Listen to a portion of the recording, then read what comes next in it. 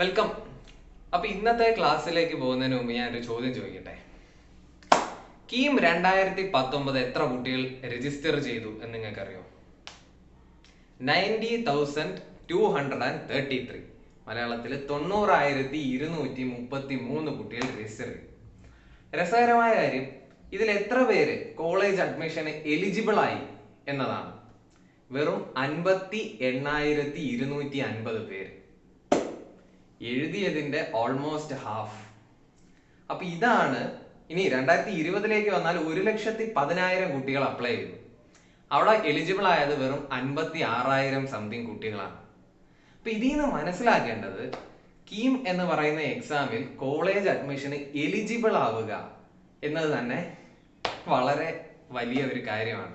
ഇത്രയും കുട്ടികൾ രജിസ്റ്റർ ചെയ്യുന്ന ഒരു എക്സാമിന്. ഓക്കെ, അപ്പൊ എന്താണ് ഇതിന് പിന്നിലുള്ള ഗുട്ടൻസ്?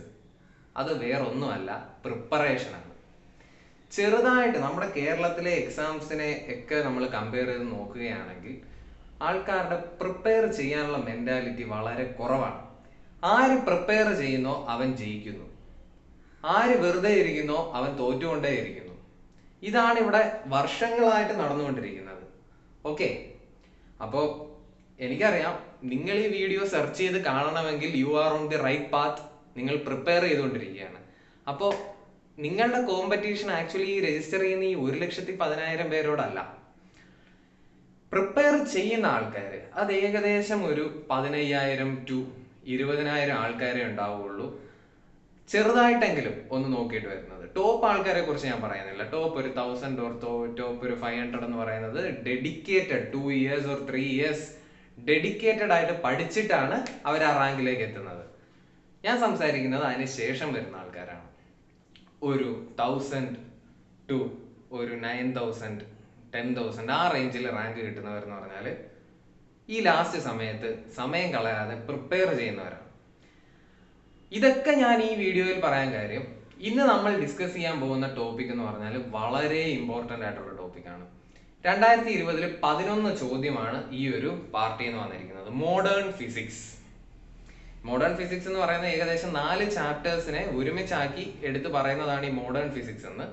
അപ്പൊ ആ ചാപ്റ്റേഴ്സ് ഏതൊക്കെയാണ് എന്നുള്ളത് ഇത് വരും. ഇത് വീഡിയോയുടെ ഇൻട്രോ പാർട്ടാണ്. ഇനിയാണ് മെയിൻ കളി വരുന്നത്.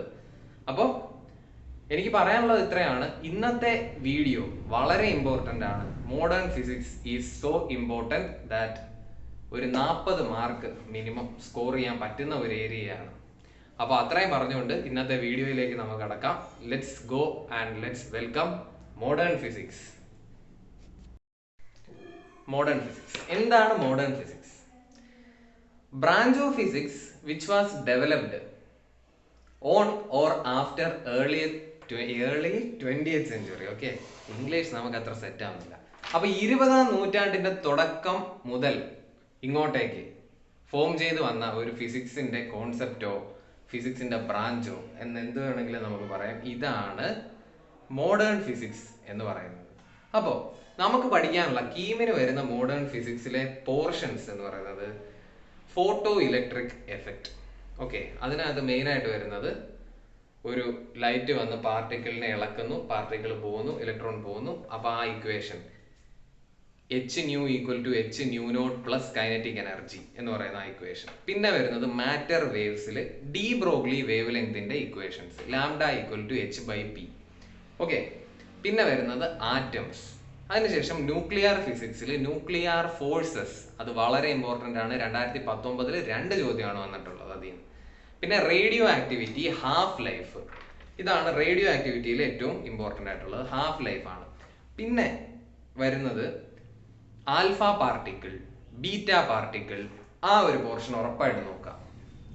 അടുത്തത് last and final topic semiconductors. സെമി കണ്ടക്ടേഴ്സിൽ ബാരിയർ പൊട്ടൻഷ്യൽ എന്താണ്, സിലിക്കൺ ജെർമേനിയം ഡയോഡ് എന്താണ്, ഇതൊക്കെ നോക്കണം. അപ്പൊ നമ്മൾ ഇന്ന് ചെയ്യാൻ പോകുന്നത് 2020 ക്വസ്റ്റ്യൻ പേപ്പറിലെ മോഡേൺ ഫിസിക്സ് ക്വസ്റ്റ്യൻസ് 11 എണ്ണം. അതെല്ലാം തന്നെ നമ്മൾ സോൾവ് ചെയ്യാൻ പോവുകയാണ്. അപ്പൊ കൂടെ പിടിച്ചോളൂ, കൂടെ വന്നോളൂ, നമുക്ക് ഒരുമിച്ച് പോയി സോൾവ് ചെയ്യാം. ഓക്കെ, വരും. ഓക്കെ, ഒന്നാമത്തെ ചോദ്യം എഴുതിയ കൂട്ടത്തിലൂടെ വയ്ക്കുന്നതാണ്. The de Broglie wavelength of the matter wave associated with an object dropped from a height x when it reaches the ground is proportional to options ഇങ്ങനെ കാണാം x square 1 by root x x power 1 by 2 x power 3 by 2 x. Okay, വേറെ നല്ല laptop അവിടെയാണ്, question അവിടെയാണ് വെച്ചിരിക്കുന്നത്, അതുകൊണ്ടാണ് അങ്ങോട്ട് പോകുന്നത്. ഓക്കെ, നോക്കാം. ഡി ബ്രോഗ്ലി വേവ് ലെങ്ത് എന്ന് കേൾക്കുമ്പോൾ തന്നെ ഓർക്കുക lambda equal to h by P. H എന്ന് പറയുന്നത് പ്ലാങ്ക്സ് കോൺസ്റ്റന്റ് ആണ്, അത് ഓർക്കുക. അപ്പൊ lambda equal to h by P. P എന്ന് പറഞ്ഞാൽ എന്താണ്? മൊമെന്റം, അതായത് മാസ് ഇൻറ്റു വെലോസിറ്റി. അപ്പൊ എച്ച് ബൈ എം വി. ഇനി നമുക്കറിയാം object dropped from a height X, ഗ്രൗണ്ടിൽ എത്തുമ്പോൾ അതിന് എന്ത് മാത്രമേ ഉള്ളൂ? കൈനറ്റിക് എനർജി മാത്രമേ ഉള്ളൂ. മുകളിലായിരുന്നപ്പോൾ അതിന് പൊട്ടൻഷ്യൽ എനർജി മാത്രമേ ഉള്ളൂ. ടോട്ടൽ എനർജി കൺസർവ്ഡ് ആയ സ്ഥിതിക്ക് ആദ്യത്തെ പൊട്ടൻഷ്യൽ എനർജി ആയ M G X equal to അവസാനത്തെ കൈനറ്റിക് എനർജി ആയ ഹാഫ് എം വി സ്ക്വയർ. അപ്പൊ വി ഈക്വൽ ടു എന്ത് വരും? 2gx അണ്ടർ റൂട്ട്, ഇതല്ലേ വി. അപ്പൊ അതെടുത്ത് എങ്ങോട്ട് ഇടാം? ഇങ്ങോട്ടേക്ക് തട്ടി കൊടുക്കാം. അപ്പൊ ലാംഡ ഈക്വൽ ടു എന്ത് വരും? പേന തെളിയുന്നില്ല. Lambda equal to h by m root 2gx എന്ന് വരും. അപ്പൊ അതിൽ നിന്ന് എന്ത് മനസ്സിലാക്കണം? ലാംഡ എന്തിന് പ്രൊപ്പോർഷണൽ ആണ്? 1 ബൈ റൂട്ട് എക്സിന് പ്രൊപ്പോർഷണൽ ആണ്. അപ്പൊ ഇത്രയേ ഉള്ളൂ ആ ചോദ്യം. വളരെ നിസ്സാരമായിട്ടുള്ള ഒരു ചോദ്യം. Application of de Broglie wavelength. Okay ആണല്ലോ. Lambda equal to h by p, total energy is conserved. രണ്ട് കോൺസെപ്റ്റ് ആണ് ഇവിടെ ഉപയോഗിച്ചിരിക്കുന്നത്. ഓക്കെ, അപ്പൊ അടുത്ത ചോദ്യം നോക്കാം. The number of alpha particles emitted during the radioactive decay chain from radon. അതിന്റെ നമ്പേഴ്സ് എന്തൊക്കെയാ? 226, 88 ടു PB. PBയുടെ ഫുൾ ഫോം എന്താണെന്ന് എനിക്കറിയില്ല, മറന്നുപോയി, കുഴപ്പമില്ല. 206, 82. അപ്പൊ ആൽഫ പാർട്ടിക്കിൾ എന്ന്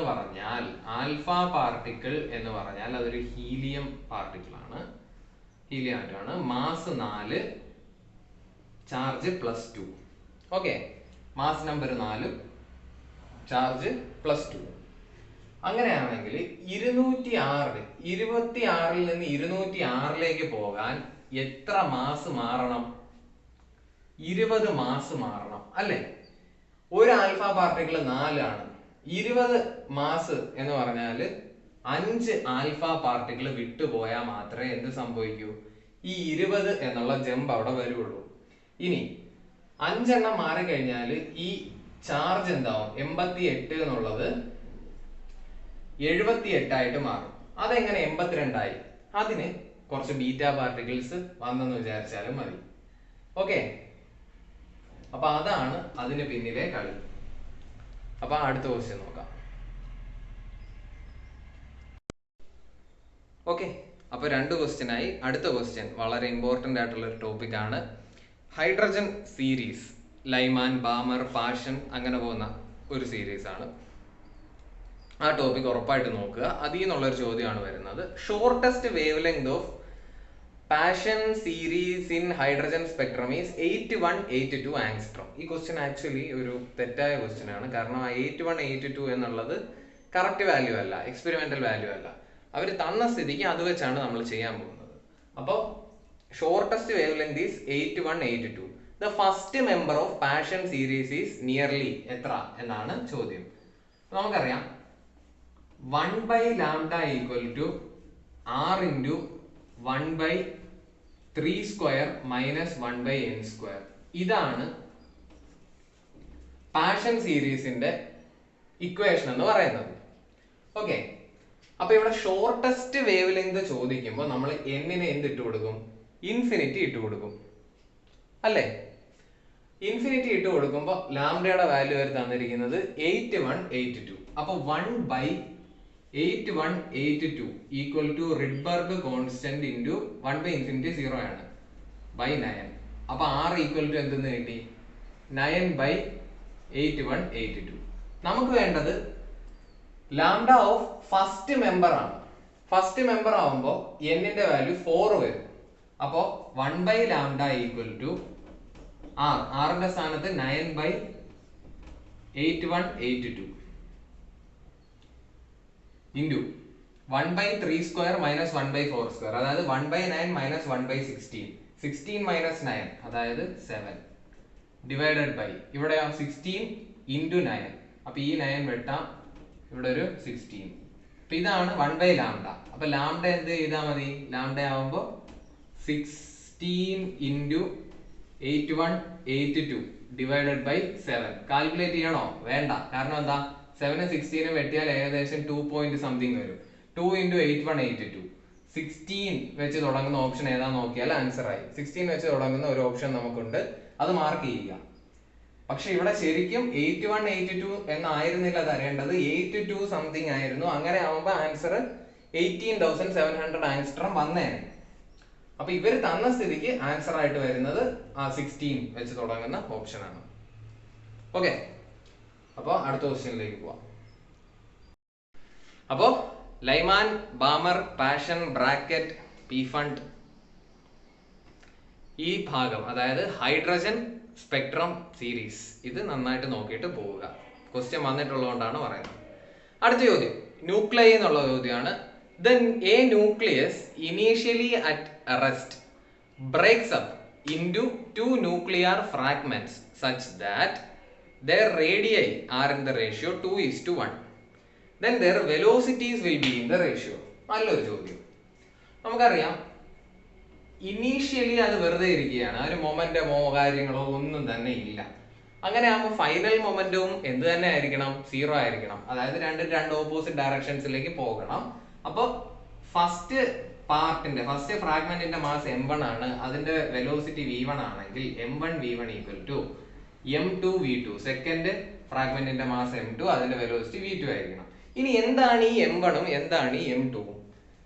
നമുക്കറിയാം മാസ് എന്ന് പറഞ്ഞാൽ ഡെൻസിറ്റി ഇൻറ്റു വോളിയം ആണ്. Okay, density equal to mass by volume. അപ്പൊ mass equal to density into volume. Density ഒരു റോ എന്ന് കൊടുക്കാം. വോളിയം എത്രയാണ് സ്പിയറിൻ്റെത്? 4/3 പൈ r³ അല്ലേ?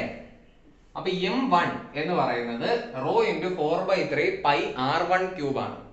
m2 എന്ന് പറയുന്നത് റോ ഇൻറ്റു 4/3 പൈ r2³ ആണ്. ഇങ്ങോട്ട് സബ്സ്റ്റിറ്റ്യൂട്ട് ചെയ്യുക. അപ്പൊ റോ കട്ടിപ്പോവും, കട്ടായി പോവും. 4/3 പൈ 4/3 പോയി കട്ടായി പോവും. എന്തുവാടേ നേരത്തെ പറഞ്ഞ ഇംഗ്ലീഷ് സെറ്റാണ്, ഇപ്പൊ മലയാളം സെറ്റ് ആവുന്നില്ല. ആ ഒരു അവസ്ഥയാണ്. ഫൈനലി എന്ത് വരും?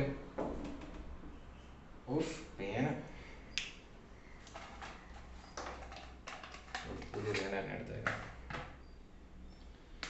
Finally r1³ v1 equal to r2³ v2 എന്ന് കിട്ടും. അപ്പൊ v1/v2 ആണ് നമുക്ക് വേണ്ടത്. എന്താണത്? r2/r1 whole cube. r2/r1ന്റെ റേഷ്യോ തന്നിട്ടുണ്ട്. എത്രയാ? r1/r2 2/1 ആണ്. അപ്പൊ r2/r1 1/2. 1/2 ക്യൂബ് എന്ന് പറയുമ്പോൾ 1/8. ആൻസർ 1:8 എന്ന് കിട്ടും. സിമ്പിൾ അല്ലേ? ഓക്കെ, അപ്പൊ എന്താണ് ഇത്? Law of conservation of moment ഉപയോഗിച്ചാണ് നമ്മൾ കണ്ടുപിടിച്ചത്. പിന്നെ mass equal to density into volume എന്നുള്ള കോൺസെപ്റ്റും ഉപയോഗിച്ചു. ശരി, അങ്ങനെയാണെങ്കിൽ അടുത്ത നല്ലൊരു ക്വസ്റ്റ്യൻ ആണ്. ചോദ്യം ഇതാണ്: the ratio of energy released by 4 kilogram of hydrogen at sun by fusion process to 23.5 kilogram of uranium 235 in the nuclear reactor by fission process. Ratio of hydrogen by fusion divided by uranium by fission. ഇതാണ് basically വേണ്ടത്. തന്നിട്ടുണ്ട് energy released by fusion is 26 mega electron volt per fission is 200 mega electron volt. മനസ്സിലാക്കേണ്ട കാര്യം 4 hydrogen atoms ചേർന്നിട്ടാണ് ഒരു alpha particle ഉണ്ടാക്കുന്നത്. അപ്പൊ ഇവിടെ നമുക്ക് എത്ര ഹൈഡ്രജൻ ഉണ്ട്? 4 കിലോഗ്രാം ഓഫ് ഹൈഡ്രജൻ ഉണ്ട്. 4 കിലോഗ്രാം എന്ന് പറയുമ്പോൾ അതെന്തായി? 4000 ഗ്രാം ആയി. 4000 ഗ്രാം ഇൻറ്റു അവഗാഡ്രോ നമ്പർ. ഇത്രയും എന്തുണ്ട്? ഹൈഡ്രജൻ ഉണ്ട്. ഡിവൈഡഡ് ബൈ 4 ചെയ്യുമ്പോഴാണ് ഒരു ഫ്യൂഷൻ ചെയ്യുമ്പോൾ കിട്ടുന്ന എന്ത് ആൽഫ പാർട്ടിക്കിൾസ് വരുന്നത്, ടോട്ടൽ ആൽഫ പാർട്ടിക്കിൾസ് വരുന്നത്. ഇതേ ഇൻറ്റു എന്ത് ചെയ്യണം, എനർജി തന്നിട്ടുണ്ട് 26 മെഗാ ഇലക്ട്രോൺ വോൾട്ട്, 26 എന്നിടാം, ഡിവൈഡഡ് ബൈ ആദ്യം ന്യൂമറേറ്റർ അല്ല അത്, ഡിവൈഡഡ് ബൈ അടിയിൽ എന്താണ് 23.5 കിലോഗ്രാം, അതായത് 23500 ഇൻറ്റു അവിടെ ഒരു യുറേനിയം മതി, അതുകൊണ്ട് ഡിവൈഡഡ് ബൈ അതിന്റെ atomic wait, number of moles ആണ് എടുക്കുക, number of moles into Avogadro number ആണല്ലോ നമ്പർ ഓഫ് ഇതെന്ന് പറയുന്നത്. അപ്പൊ ഇവിടെ അത് 4 ഇടാൻ കാര്യം മാസ് 1 ആയതുകൊണ്ടാണ്, 4 × 1 ഇതുണ്ടല്ലോ 4 ആണ്. അപ്പൊ 23500 ഡിവൈഡഡ് ബൈ മാസ് എത്രയാണ് ഇതിന്റെ 235 ഇൻറ്റു അവഗാഡ്രോ നമ്പർ ഇൻറ്റു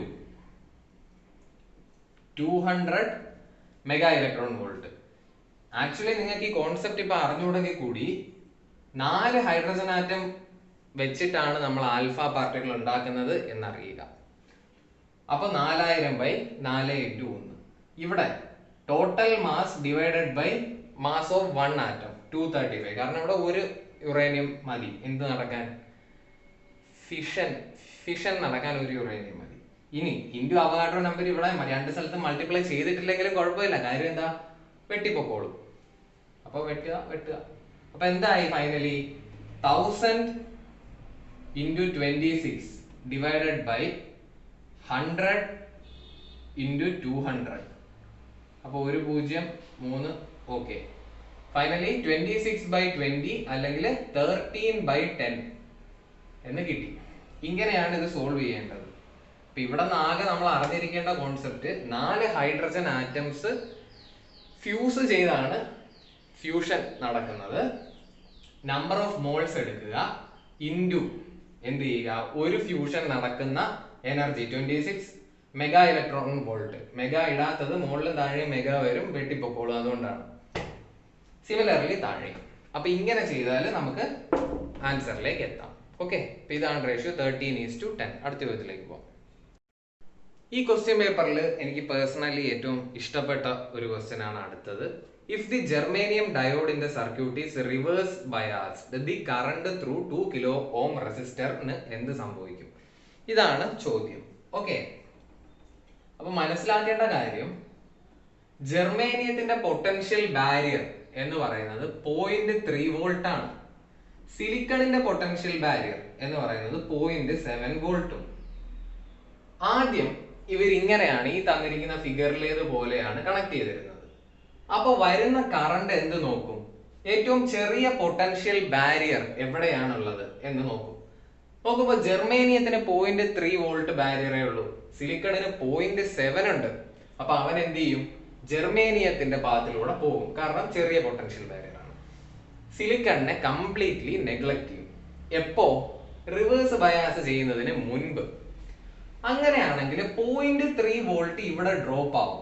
15-ൽ നിന്നും 0.3 ഡ്രോപ്പ് ആയാൽ ബാക്കി എത്ര, 15 - 0.3 14.7 വോൾട്ട് ആണ് ഈ ഒരു പോയിന്റിലെ പൊട്ടൻഷ്യൽ. ഇത് ഗ്രൗണ്ടഡ് ആണ്, അതുകൊണ്ട് 0 വോൾട്ട്.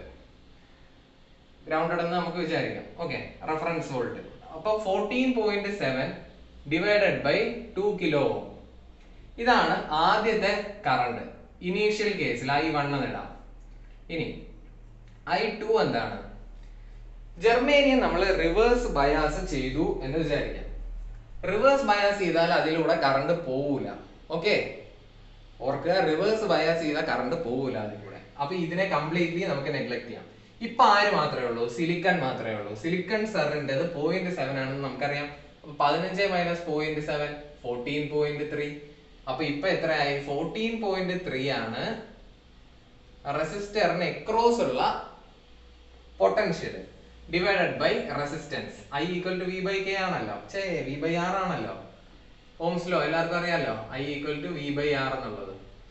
അപ്പൊ ഇപ്പൊ ചേഞ്ച് എത്ര വന്നു, 14.7 - 14.3 / 2K, അതായത് 0.4/2 × 10⁻³ അതായത് 0.2 മില്ലി ആംപിയർ കുറവ് സംഭവിച്ചു. ഇതാണ് എനിക്ക് കിട്ടിയ ആൻസർ. പക്ഷെ എങ്ങനെ ഒരു ഓപ്ഷൻ അതിനകത്തില്ല.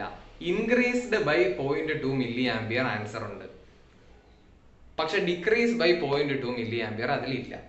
അപ്പോൾ ബ്രില്യന്റ് വാലയുടെ കീയിൽ അവർ കൊടുത്തിരിക്കുന്നത് ഡസ് നോട്ട് ചേഞ്ച് എന്നാണ്.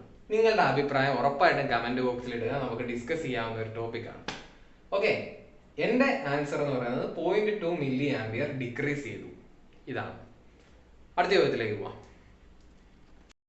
ഓക്കെ, അടുത്തത് സെമി കണ്ടക്ടറിൽ നിന്നുള്ള ചോദ്യമാണ്. The contribution to the total current in a semiconductor due to electrons and holes are 0.75 and 0.25 respectively. The drift velocity of electrons is 3/2 times that of holes at this temperature. Then the ratio between electron concentration and hole concentration എത്ര എന്നാണ് ചോദ്യം. ഇപ്പൊ ഇവിടെ basic ആയിട്ട് നമ്മൾ അറിഞ്ഞിരിക്കേണ്ടുന്ന equation എന്ന് പറയുന്നത് I equal to NEA into V drift. N എന്ന് പറഞ്ഞാൽ നമ്പർ ഓഫ് ഇലക്ട്രോൺസ്, E എന്ന് പറഞ്ഞാൽ ചാർജ് ഓഫ് ഇലക്ട്രോൺ, A എന്ന് പറയുമ്പോൾ ഏരിയ, VD എന്ന് പറയുമ്പോൾ ഡ്രിഫ്റ്റ് വെലോസിറ്റി, I കറണ്ട്. അപ്പോൾ അവർ തന്നിട്ടുണ്ട് 0.75 ആണ് ഇലക്ട്രോൺസ് കാരണമുള്ളത്. അപ്പോൾ 0.75 equal to number of electrons N into charge of electron E, area V drift, അതിനെ V1 എന്ന് കൊടുക്കുക, VE എന്ന് കൊടുക്കുക. ഇനി 0.25 equal to number of holes P എന്ന് കൊടുക്കാം. ഓക്കെ, പിന്നെ ഈ ചാർജ് സെയിം ആണ്, ഏരിയ സെയിം ആണ്. V ഹോൾസ് എത്ര തന്നിട്ടുണ്ട്? 3/2 ടൈംസ് ദാറ്റ് ഓഫ് ഹോൾസ്, അതായത് VE equal to 3/2 times of V holes. Holes P എന്ന് കൊടുക്കാം സാധാരണ. ഓക്കെ, അപ്പൊ VE equal to 3/2 times of VP. അപ്പൊ VPക്ക് പകരം നമുക്ക് എന്തെന്നിടാം? 2/3 VE എന്നിടാം. ശരി, ഇനി ഈ രണ്ട് ഇക്വേഷൻസ് ഒന്ന് ഡിവൈഡ് ചെയ്ത് എന്ത് വരും? ഇവിടെ 3 വരും, N/P, E cancel, A cancel, ഇവിടെ 3/2. അപ്പൊ ആൻസർ എന്തായി? N/P ഈക്വൽ ടു 2 എന്ന് കിട്ടി. അപ്പൊ നമുക്ക് വേണ്ടത് എന്താണ്? Ratio between electron concentration and hole concentration. ഇത് തന്നെയാണ് വേണ്ടത്. N/P equal to 2. അപ്പൊ 2:1. അതാണ് നമ്മുടെ ആൻസർ. ശരി, സിമ്പിൾ ആയിട്ടുള്ള ഒരു ക്വസ്റ്റ്യൻ. ഈ ഒരു ഇക്വേഷൻ മാത്രം അറിഞ്ഞിരുന്നാൽ മതിയായിരുന്നു. കൂൾ. അപ്പൊ അടുത്ത question. In a common emitter amplifier the input resistance and output resistance are 200 ohm and 500 ohm respectively. Input resistance 200 ohm, output resistance 500 ohm. Okay, എന്താ വേണ്ടേ? Voltage gain. വോൾട്ടേജ് ഗെയിൻ എന്ന് പറയുന്നത് എത്രയാണ്? 50.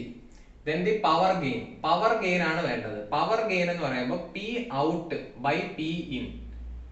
Power is equal to V square by R. ഇത് എടുക്കാൻ കാര്യം എന്താ? കാരണം റെസിസ്റ്റൻസുകളാണ് തന്നിട്ടുള്ളത്, വോൾട്ടേജ് ഗെയിനും തന്നിട്ടുണ്ട്. അപ്പോൾ V output square by R output into V input square by R input. അപ്പോൾ V out by V in whole square, അത് 50 ആണെന്ന് തന്നിട്ടുണ്ട്. 50യുടെ സ്ക്വയർ എടുക്കുക. V out by V in whole square അല്ലേ ഇത്? അപ്പോൾ 50 square into R in by R out. R in by R out ആകുമ്പോൾ 2/5. അപ്പൊ എത്ര വന്നാണ്? 50 സ്ക്വയർ എന്ന് പറഞ്ഞാൽ 50 into 50 into 2/5. 5ഉം 50ഉം 10. 500 into 2, ആൻസർ 1000. സിമ്പിൾ അല്ലേ? Power gain 1000. Okay, simple question. അടുത്ത ഇനി എത്ര ക്വസ്റ്റ്യൻ ഉണ്ട് നോക്കട്ടെ. അടുത്തൊരു സിമ്പിൾ ക്വസ്റ്റ്യൻ ആണ്, ബോർഡിന്റെ ആവശ്യമില്ലാത്തൊരു question. The gates that give output y equal to 0 for 2 inputs a equal to 1, b equal to 1. Options നോക്കിയാൽ A ഓപ്ഷനിലും C ഓപ്ഷനിലും B ഓപ്ഷനിലും OR എന്നുള്ള ഓപ്ഷൻ ഉണ്ട്. 1ഉം 1ഉം OR ചെയ്താൽ 1 അല്ലേ കിട്ടൂ? 1 + 1 അതാണ് OR. 1 + 0 ചെയ്താലും 1 ആണ് കിട്ടുക. 0 + 1 ചെയ്താലും 1 ആണ് കിട്ടുക. 0 + 0 OR ചെയ്താൽ മാത്രമേ 0 കിട്ടാറുള്ളൂ. ഇനി ആൻഡിന്റെ കേസ് ആണെങ്കിൽ 1 1 1 ആണ്, ബാക്കിയെല്ലാം 0 ആണ്. 0 1 0 1 0 പിന്നെ 0 0, ഇതെല്ലാം 0 ആണ് ആൻഡിന് വരാറ്. അപ്പോൾ ഓർ വരുന്ന ആൻസേഴ്സ് എല്ലാം തെറ്റാണ്. 1ഉം 1ഉം കൊടുക്കുമ്പോൾ നമുക്ക് എന്ത് കിട്ടണം? 0 കിട്ടണം. അപ്പോൾ ബാക്കി ഇനി വരുന്ന ഓപ്ഷൻസ് ഡിയും ഇയും മാത്രമേ ഉള്ളൂ. ഇയിൽ നാൻഡും ആൻഡും ഉണ്ട്. ആൻഡ് ചെയ്താലോ 1നെയും 1നെയും 1 കിട്ടും, പക്ഷെ ആൻസർ എത്ര വേണ്ടത്? 0. അപ്പൊ ആകെ ബാക്കിയുള്ള ഓപ്ഷൻ ഏതാണ്? D, nor and NAND. ഇത്രയും പറഞ്ഞ സ്ഥിതിക്ക് നോറിന്റെയും നാൻഡിന്റെയും കണ്ടീഷൻ എന്താണെന്നും കൂടി നമുക്ക് എല്ലാ ഗേറ്റ്സിന്റെയും ഒന്ന് എഴുതി പോവാം. ഓക്കെ, ആദ്യം or gate A B answer ആയിട്ട് y. അപ്പൊ 0 0 കൊടുത്താൽ 0, 0 1 കൊടുത്താൽ 1, 1 0 കൊടുത്താൽ 1, 1 1 കൊടുത്താൽ 1. ജസ്റ്റ് ആഡ് ചെയ്യുക എന്നുള്ളതേ ഉള്ളൂ. ഈ ഓർ ഏതെങ്കിലും ഒരെണ്ണം 1 വന്നാൽ ആൻസർ 1 കിട്ടും. അതാണ് ഓറിന്റെ പ്രത്യേകത. ആൻഡ് എ ബി വൈ 0 0 കൊടുത്താൽ 0, 0 1 കൊടുത്താൽ 0, 1 0 കൊടുത്താൽ 0, 1 1 കൊടുത്താൽ 1. ഏതെങ്കിലും ഒരെണ്ണം 0 വന്ന ആൻസർ 0. അതാണ് ആൻഡിന്റെ കേസ്. ഇനി നോർ ആവുമ്പോ എന്ത് സംഭവിക്കും? നോർ ആണെങ്കിൽ ഇവിടെ 0 വന്നതൊക്കെ 1ഉം ഇവിടെ 1 വന്നതൊക്കെ 0യും ആവും. ഓക്കെ, ഓർ ചെയ്തിട്ട് അതിന്റെ കോംപ്ലിമെന്റ് എടുത്താൽ നോറായി, ആൻഡ് ചെയ്തിട്ട് അതിന്റെ കോംപ്ലിമെന്റ് എടുത്താൽ നാൻഡ് ആയി. ഓക്കെ, അപ്പൊ അത് അത്രേ ഉള്ളൂ. ആൻഡ് ഗേറ്റ്, നോർ ഗേറ്റ്, ഇതൊക്കെ സിമ്പിൾ ആയിട്ട് പഠിച്ചിട്ട് പോകാവുന്ന കാര്യങ്ങളാണ്. അടുത്ത question, in amplitude modulation of audio frequency 700 Hz, what is the appropriate value of carrier frequency? രണ്ട് കണ്ടീഷൻസ് ആണ്, രണ്ട് കണ്ടീഷൻസ്. ഒന്ന്, മെസഞ്ചർ ഫ്രീക്വൻസിയേക്കാൾ വലുതായിരിക്കണം കാരിയർ ഫ്രീക്വൻസി. ഇവിടെ ഓപ്ഷൻസ് എല്ലാം നോക്കിയാൽ എല്ലാ ഓപ്ഷൻസും തന്നെ വലുതാണ്. രണ്ടാമത്തെ most important condition, 540 to 1600 kilo ഹേർട്സിലായിരിക്കണം ഓഡിയോ ഫ്രീക്വൻസിയുടെ കാരിയർ ഫ്രീക്വൻസിയുടെ റേഞ്ച് വരേണ്ടത്. 540 to 1600 കിലോ ഹേർട്സ്. ഇതിനകത്ത് ഓപ്ഷൻസ് നോക്കിക്കഴിഞ്ഞാൽ 5 മെഗാ ഹേർട്സ് എന്ന് പറയുന്നത് വളരെ വലുതാണ്, 50 മെഗാ ഹേർട്സ് അതിലും വലുതാണ്, 1000 കിലോ ഹേർട്സ് ഈ റേഞ്ചിലാണ്, അത് മാർക്ക് ചെയ്യുക. ബാക്കി രണ്ട് ഓപ്ഷൻസും ഈ റേഞ്ചിൽ വരുന്ന ആൾക്കാരെ അല്ല. അപ്പോൾ അതാണ് ക്രൈറ്റീരിയ. ഒന്ന്, മെസഞ്ചർ ഫ്രീക്വൻസിയേക്കാൾ വലുതായിരിക്കണം കാരിയർ ഫ്രീക്വൻസി. രണ്ടാമത്തേത് ഈ റേഞ്ചിൽ വരണം. ഏത് റേഞ്ച്? 540 to 1600. ഓക്കെ, പക്ക അല്ലേ? അപ്പൊ ഇന്നത്തെ ലാസ്റ്റ് ചോദ്യത്തിൽ നമ്മൾ എത്തിയിരിക്കുകയാണ്. The maximum line of sight distance DM between the transmitting antenna of height HT and receiving antenna of height HR in line of sight communication is. അപ്പോൾ സിമ്പിൾ ആണ്. ഇതൊരു equation ആയിട്ട് ഓർത്തിരിക്കുക, ഫോർമുല ആയിട്ട് ഓർത്തിരിക്കുക. NCERT തന്നിട്ടുള്ളതാണ്. √2 HT plus √2 HR. as simple as that. അപ്പൊ ഇത് അടുത്ത വർഷം വരും എന്ന് എനിക്ക് തോന്നുന്നില്ല. ചിലപ്പോൾ ന്യൂമറിക്കൽ ആയിട്ട് HT HR വാല്യൂ തന്നിട്ട് ചിലപ്പോൾ ചോദിച്ചെന്നിരിക്കും, അല്ലെങ്കിൽ ആറിന്റെ ടേംസിൽ തന്നിട്ട് ചോദിച്ചെന്നിരിക്കും. എന്തായാലും ആ ഒരു പാർട്ട് ഒന്ന് നോക്കിയിട്ട് പോവാം. ഓക്കെ, അതായത് ലൈൻ ഓഫ് സൈറ്റ് കമ്മ്യൂണിക്കേഷനിലെ ഡിസ്റ്റൻസ്. അപ്പം അത്രയാണ് ഇന്നത്തെ ഒരു സെഷനിൽ എനിക്ക് പറയാനുള്ളത്. പിന്നെ വേറൊരു ടൈപ്പ് ഓഫ് ക്വസ്റ്റ്യൻ 2019 കണ്ടത്, ഒരു പർട്ടിക്കുലർ സാധനം, എന്തെങ്കിലും ഒരു മെറ്റീരിയൽ ആയിക്കോട്ടെ, അത് 6 hours ആണ് അതിന്റെ ഹാഫ് ലൈഫ് എന്ന് പറയുന്നത്. അതായത് ഇപ്പൊ 100 ഐറ്റം നമുക്കുണ്ടെന്ന് വിചാരിക്കാം. സപ്പോസ് ഡയറി മിൽക്ക് ആണെന്ന് വിചാരിക്കാം. 100 പാക്കറ്റ് ഓഫ് ഡയറി മിൽക്ക് നമ്മുടെ കയ്യിലുണ്ടെന്ന് വെച്ചാൽ, ഡയറി മിൽക്ക് മുട്ടായി അറിയാലോ, നമ്മളോട് പറയാണ് 6 hours ആണ് ഹാഫ് ലൈഫ്. അതായത് 6 മണിക്കൂർ കഴിയുമ്പോൾ ഇതിന്റെ പകുതി ഭാഗം എങ്ങോട്ടോ പോവും, ആരെങ്കിലും അടിച്ചോണ്ട് പോവും എന്ന് വിചാരിക്കാം. അപ്പൊ 6 മണിക്കൂർ കഴിയുമ്പോൾ നമ്മുടെ കയ്യിൽ, പിന്നെ ആ ചോദ്യം ഇതായിരിക്കും, അങ്ങനെയാണെങ്കിൽ 24 മണിക്കൂർ കഴിയുമ്പോൾ എത്ര എണ്ണം ഉണ്ടാവും എന്നൊക്കെ ആയിരിക്കും. അപ്പൊ ഇങ്ങനെ ആലോചിക്കാം, തുടക്കത്തിൽ നമ്മുടെ കയ്യിൽ 100 എണ്ണം ഉണ്ടായിരുന്നു. 6 മണിക്കൂർ കഴിഞ്ഞപ്പോൾ അത് 50 എണ്ണമായി. അടുത്ത 6 മണിക്കൂർ കഴിയുമ്പോൾ ഈ 50ന്റെ ഹാഫ് ആവും, അതായത് 25 ആവും. അതായത് 12 മണിക്കൂറിൽ 25 ഉള്ളൂ. അടുത്ത 6 മണിക്കൂർ കഴിയുമ്പോൾ 25ന്റെ ഹാഫ് 12.5, അത്രേ ഉള്ളൂ. അപ്പൊ സമയം 18 മണിക്കൂറായി. ഇനി അടുത്ത 6 മണിക്കൂർ കഴിയുമ്പോഴാണ് 24 മണിക്കൂർ ആവുന്നത്. 12.5യുടെ ഹാഫ്, അതായത് 6.25 പാക്കറ്റ്സ് മാത്രമേ ഇപ്പൊ നമ്മുടെ കയ്യിലുള്ളൂ. അതേപോലെ വരുന്ന ക്വസ്റ്റ്യൻസ്, ഹാഫ് ലൈഫിന്റെ ക്വസ്റ്റ്യൻസ് കണ്ടിട്ടുണ്ട്, വരുന്ന ടൈപ്പാണ്. അപ്പൊ അത്രയും പറഞ്ഞുകൊണ്ട് നമ്മൾ ഇന്നത്തെ ക്ലാസ് അവസാനിപ്പിക്കുകയാണ്. നിങ്ങൾക്ക് ഇഷ്ടമായി എന്ന് ഞാൻ വിശ്വസിക്കുന്നു. നിങ്ങളുടെ കമന്റ്സ് എന്തായാലും, കമന്റ്സ് ആണ് നമ്മുടെ മോട്ടിവേഷൻ, സബ്സ്ക്രൈബേഴ്സ് ആണ് നമ്മുടെ ഇൻസ്പിറേഷൻ. അപ്പോൾ അതെപ്പോഴും ഓർക്കുക. നമ്മൾ നിങ്ങളോടൊപ്പം ഉണ്ട്, എല്ലാ ടോപ്പിക്സിനും കൂടെ ഉണ്ട്. ഇതിപ്പം മാത്സ് ആണ് നമ്മുടെ വിഷയമെങ്കിൽ കൂടി നമ്മുടെ വെട്രിസം എന്ന് പറയുന്ന കമന്റ് ബോയ് കുറച്ച് നാളായിട്ട് നമ്മുടെ കമന്റ് ബോക്സിൽ വന്നിട്ട് മോഡേൺ ഫിസിക്സ് മറക്കല്ലേ എന്നുള്ള ആ ഒരു സ്നേഹത്തോടെയുള്ള ആ ഒരു ചോദ്യം വന്നതിന്റെ ഒരു മോട്ടിവേഷനിലാണ് നമ്മൾ ഈ ഒരു സെഷൻ എടുത്തത്. അപ്പോൾ അഭിപ്രായങ്ങൾ ഉറപ്പായിട്ടും നമ്മൾ സ്വീകരിക്കുന്നതാണ്. അപ്പോൾ അത്രയും പറഞ്ഞുകൊണ്ട് നമ്മൾ ഇന്നത്തെ ക്ലാസ് അവസാനിപ്പിക്കുകയാണ്. അടുത്ത വീഡിയോയിൽ കാണാം.